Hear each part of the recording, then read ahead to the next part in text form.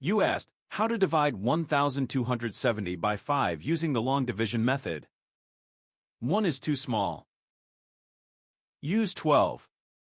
12 divided by 5 equals 2. 2 times 5 equals 10. 12 minus 10 equals 2. Bring down 7, making 27.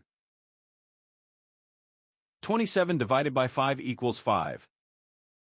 5 times 5 equals 25. 27 minus 25 equals 2. Bring down 0, making 20.